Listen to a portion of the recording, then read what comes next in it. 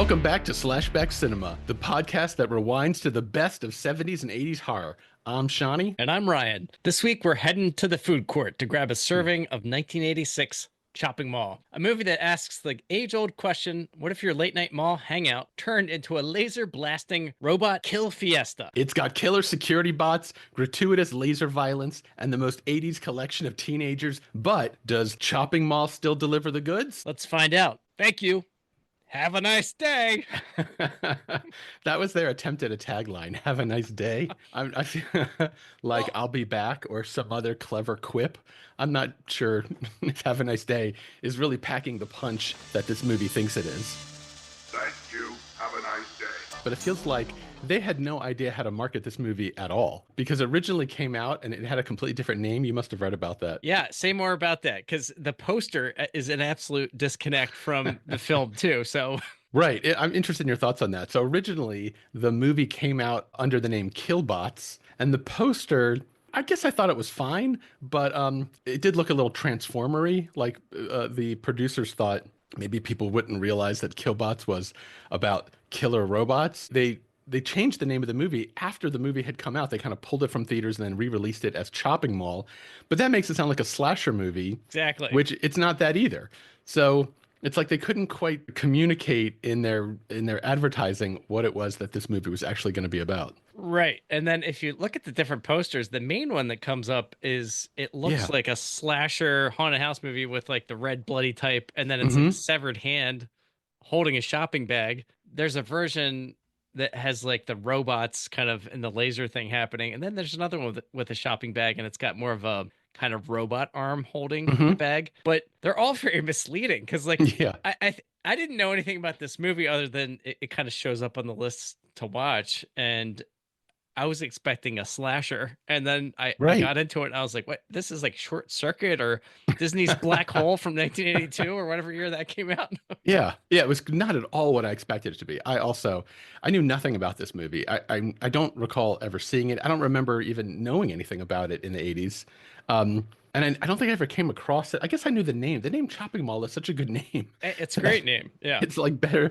Well, I don't want to say it's better than the movie because there's a lot I liked about this movie. But I think it's like a perfect kind of slasher movie name. And then what actually came out in the movie was totally unexpected. Yeah. Did you remember anything about this movie? No, I remembered the VHS cover from a kid, like seeing it, but that was the extent of it. So maybe we should just do a summary and then jump into more dialogue about what this movie's about. Go ahead. Hit me with the summary. All right. So set in the 80s, it's in the shopping mall. It's a group of young friends. They all appear to work in the mall or have some connection to the mall or hang out the mall.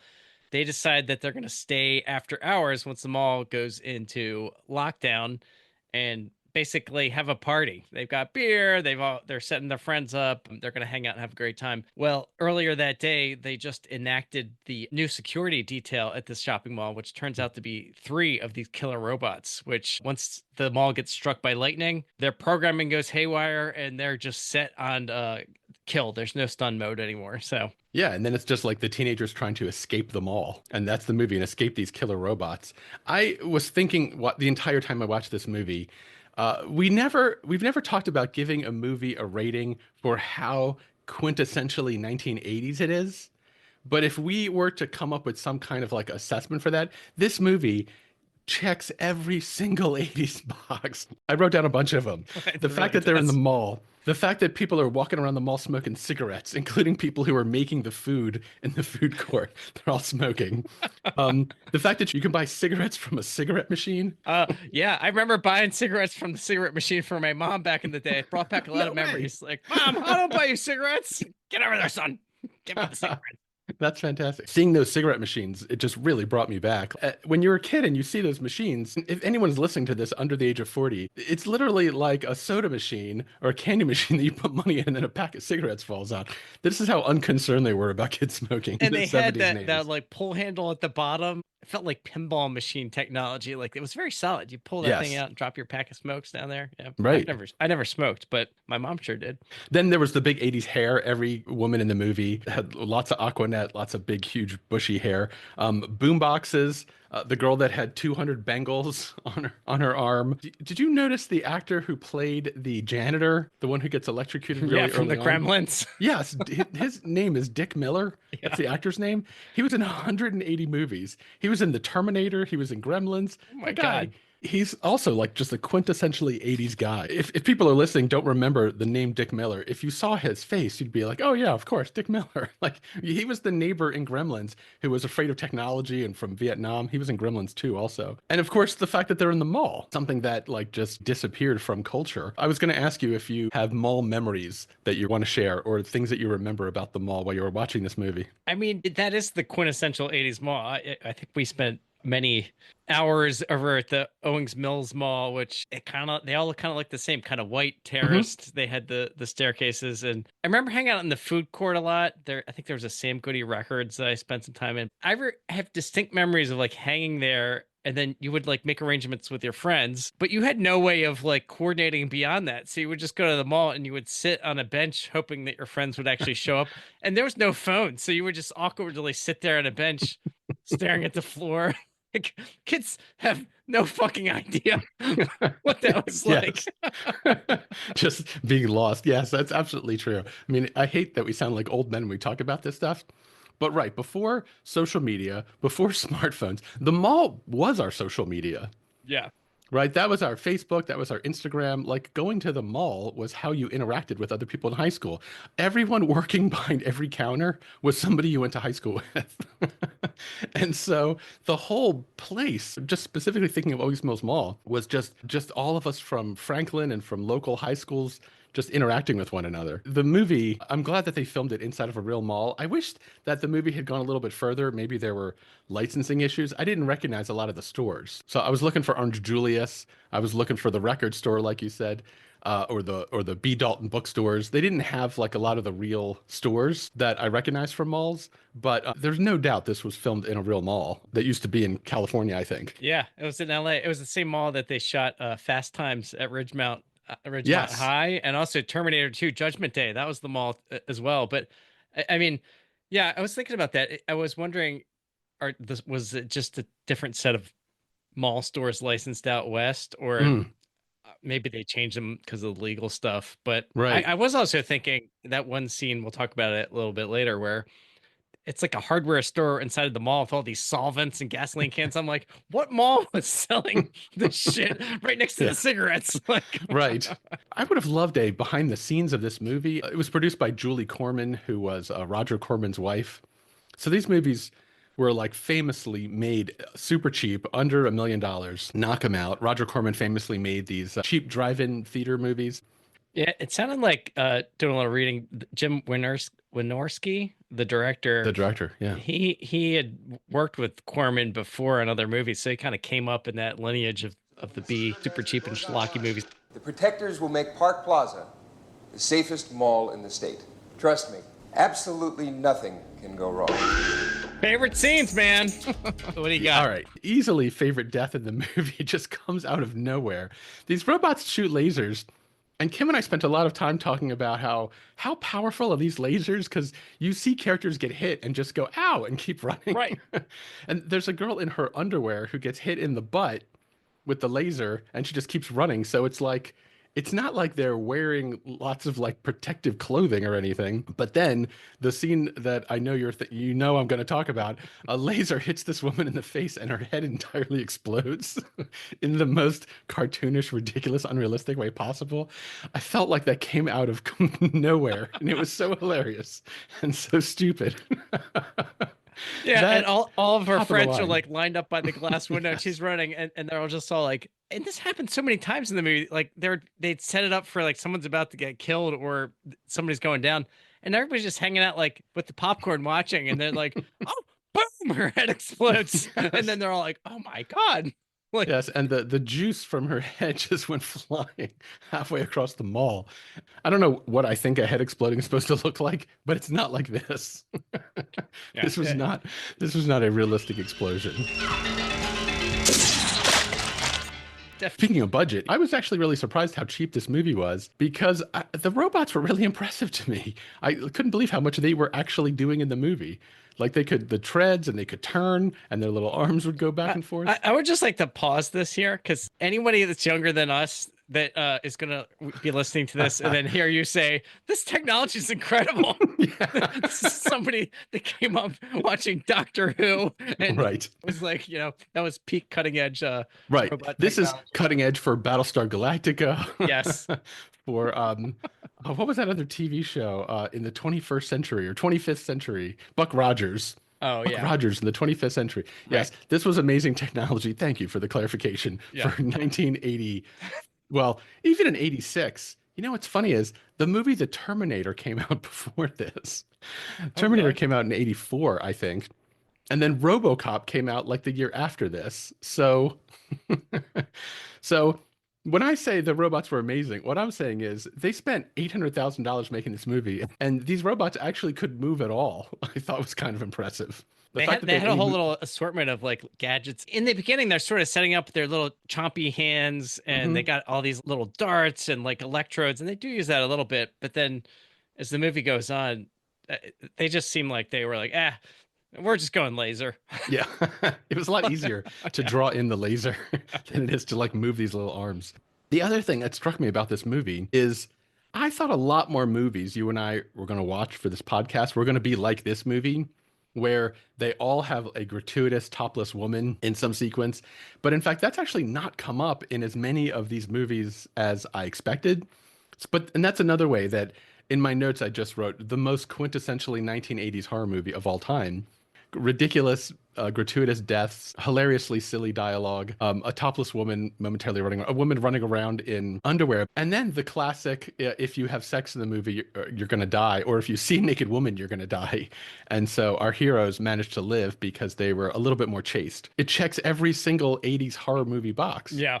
I always like doing research for these films to poke around on Reddit and just get the vibe. Like it's like reading the tea leaves over there on Reddit. Like you can really kind of tell where the winds are going. Will this movie be remembered fondly, or has the time turned against it? One of the comments was great soundtrack, fun premise, impressive head explosion, and nudity.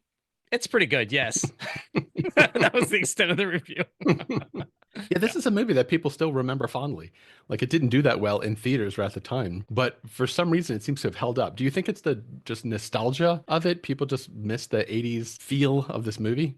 I was thinking about, had I seen this as like a 12 or 13-year-old, I could see why someone would really feel like this had kind of captured the spirit of the 80s, similar to Night of the Comet in some ways. Yeah.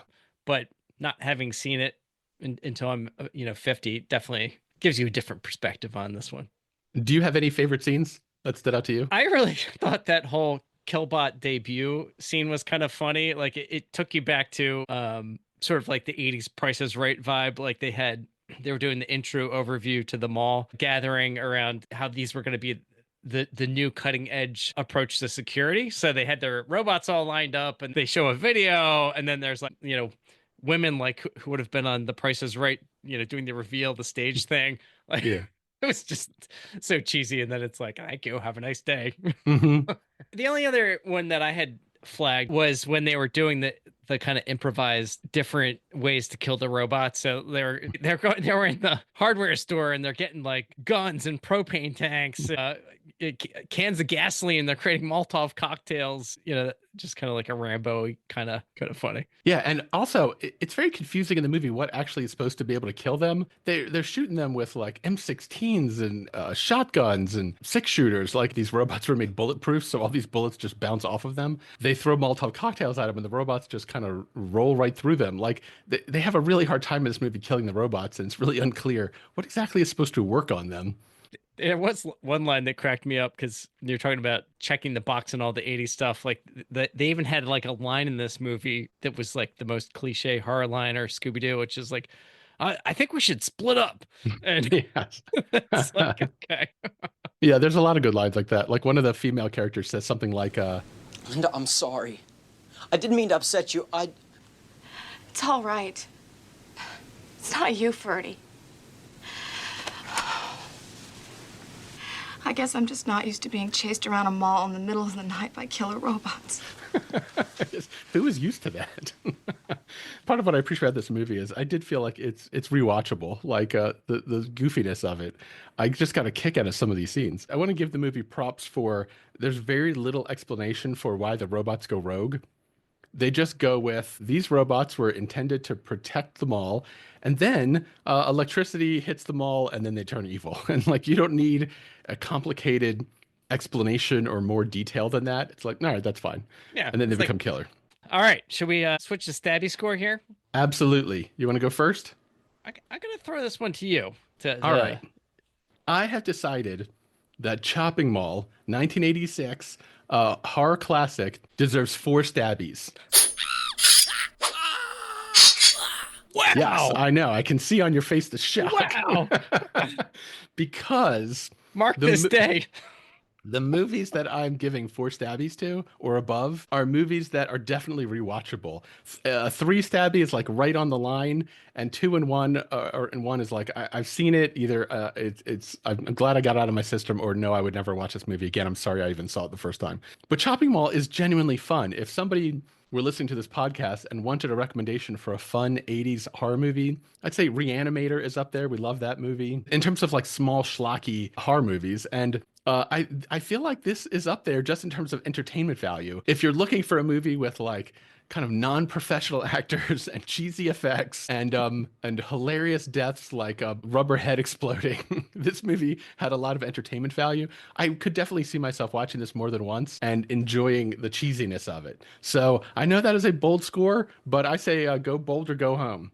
Bold score. Well done. It's interesting to see you come in so high in this one. And then we watched Return of the Living Dead, which you came in pretty low on that one, Shawnee. So very controversial. I feel like we're on the seesaw here because I landed this one at 2.5 stabs. Ah, interesting. We swung in opposite directions. Yes. Now it could be because I've had a hell of a week before this. It's true.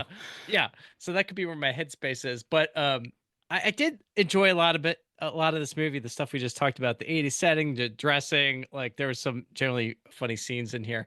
But I just felt like the pacing kind of dragged with eventually it's like, oh, the robot's going around. I'm like, the robots can't go up and down the steps. The elevator doesn't work. Like I know it was just like campy fun, but I was sort of like, okay, all right. It felt like it was getting a little repetitive. I was going to give it 3 stabs, but I feel like it was a bit of a bait and switch. I was ready for like a slasher movie, and then I'm watching a movie about killer robots. Anyway, I feel like I got scammed by Jim Wynorski. This guy, or maybe it was the Hollywood execs that made him change the name. But anyway, right. The title, the poster, none of that communicates what this movie is actually about. Right. But it turns out I actually liked this movie better because it was about killer robots. Unexpected. Yeah.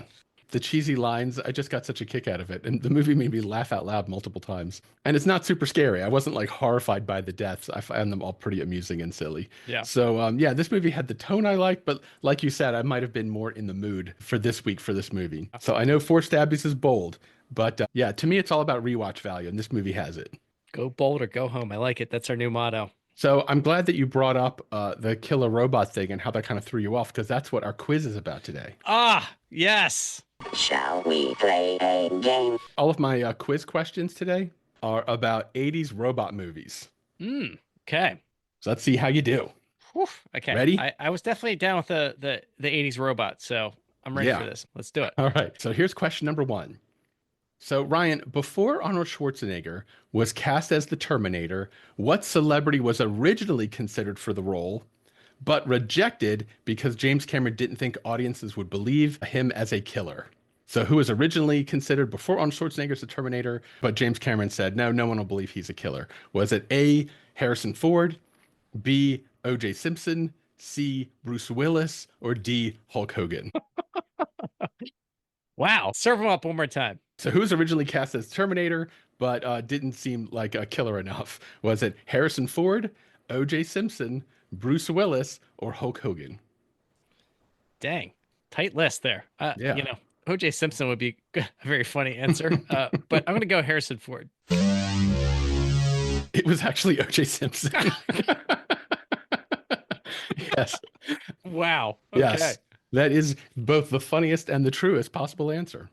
So that was your Terminator question. Here's your next one. Do you remember the movie RoboCop? Yes, of Came out course. around the same time? Yeah.